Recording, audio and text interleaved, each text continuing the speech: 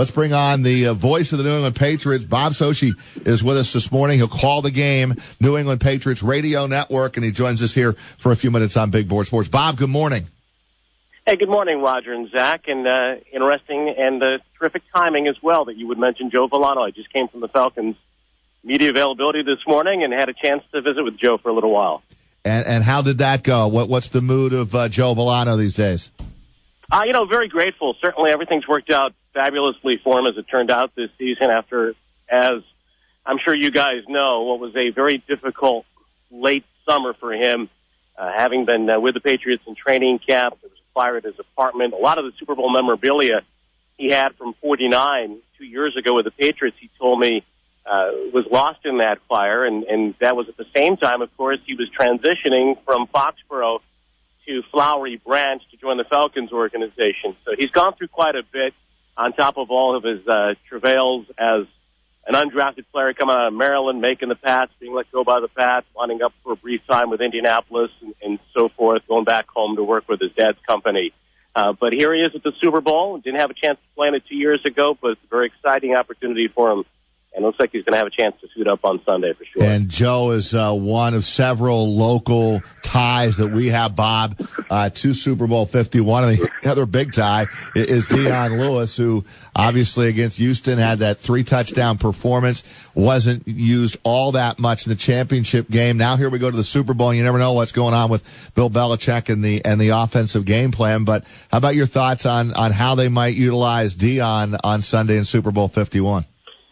Yeah, Roger, that's the remarkable thing about Patriots. One of the fascinating things about covering this team from week to week is that as they describe themselves, they're a game plan offense and a game plan defense.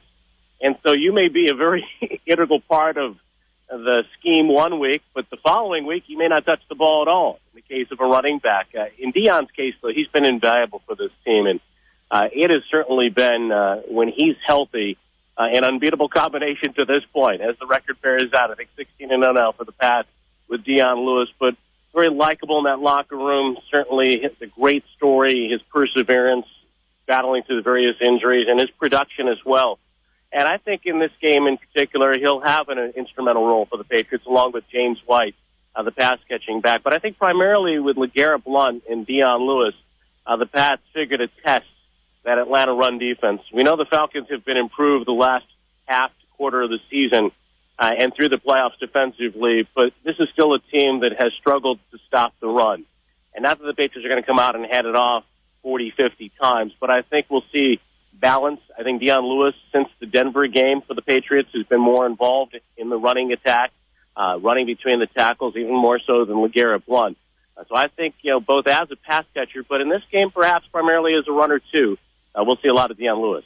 Bob, so much of the conversation surrounding the Super Bowl, and for good reason, is Tom Brady, one of the best football players of all time, if not the best, and probably likely the MVP, Matt Ryan, on the other side. If you took away the two quarterbacks and evaluated the meat, if you will, of both teams, who do you say has the advantage?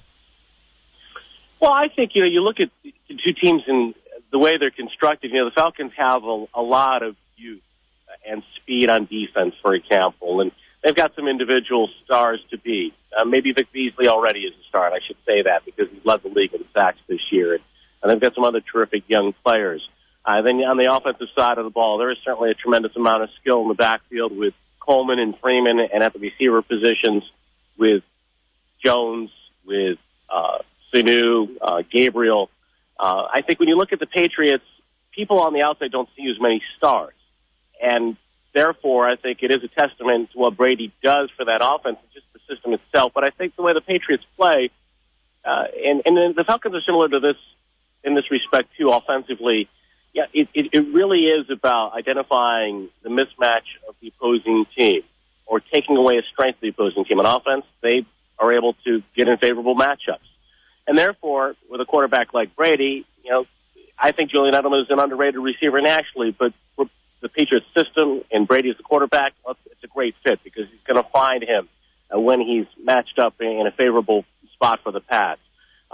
The next week it could be Chris Hogan and so on and so forth. So what I'm saying basically in a long-winded way is that, I think breaking down individually the talent around the two quarterbacks, it's almost irrelevant to the outcome, in my opinion, because look what the Patriots did the first 4 games of the season. They won the first game and a half with Jimmy Garoppolo at quarterback. Jacoby Brissett finished out game 2 against the Dolphins. And then on a Thursday night in week 3, this rookie quarterback with a much different kind of offense was able to lead the Patriots to a shutout win over the Houston Texans.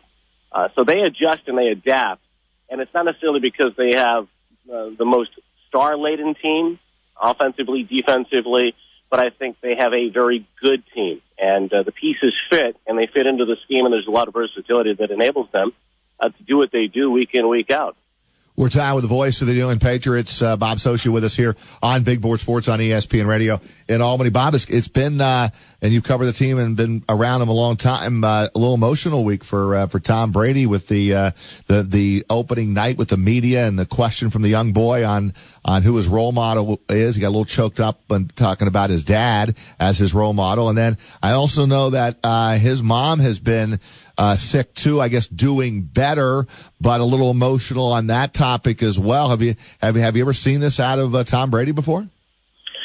No, Tom Brady conceals his emotions very well. In fact, one of the complaints from media, if not simply an observation from media, especially in the latter part of Tom's career, is that he is more or less hid himself behind a lot of the tried expressions that you normally hear in press conferences, in particular with Tom at quarterback, that we really haven't seen him reveal his true inner emotions. And he's done a tremendous job of compartmentalizing so much of what's happened over the course of the last couple of years, starting, of course, with the fallout from the AFC Championship in 2014, the ensuing Wells Report investigation, and then, of course, the NFL's actions to suspend Tom Brady ultimately for the first quarter of this season. And then, of course, part of that time coinciding with his mother's battle with an illness. From my understanding, it's been about a year and a half now. So he's been through an awful lot. And as I said, he's hit it well and doesn't often, want to discuss things that are real personal. He'll talk a little bit about his family in general terms or his wife, but he doesn't open himself up too often. But I think the young boy, the 7-year-old who posed that question to him, kind of unlocked that door for a brief time. And yesterday, Tom Brady was a little more expansive on the topic as well. Bob, have a great call. We appreciate a few minutes here in Albany. You have this as a high-scoring game. Do you think both these offenses will figure it out with these two great quarterbacks? Yeah, Roger. I think it definitely is fascinating from that standpoint. The Patriots' defense, of course, number one scoring defense. The Falcons much improved. So it really comes down to, in my opinion, which defense can slow down the other offense enough. Can you get a couple of stops to build a lead or to take control of the game with your offense? And that's essentially what it will come down to, in my view. So I think it's going to be a very exciting game for that very reason. We'll see a lot of points, I would imagine, from both sides. These are two terrific offenses, two great coordinators, and two terrific quarterbacks as well. Bob Socci, thanks for a few minutes here on Big Board Sports in Albany. Have a great call on Sunday, and we'll talk to you down the road. Hey, guys, my pleasure. Thank you so much. Thank you, Bob. Bob Socci, the voice of the New England Patriots.